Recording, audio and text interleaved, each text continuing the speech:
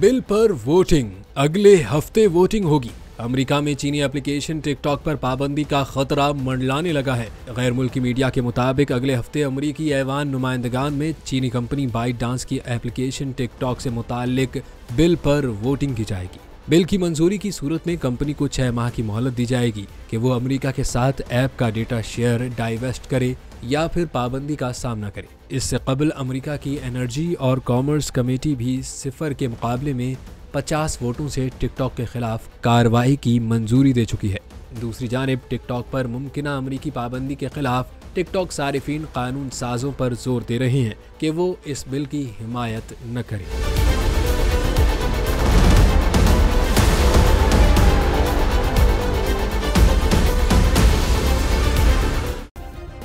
Subscribe करें और bell दबाएं ताकि कोई खबर रह न जाए।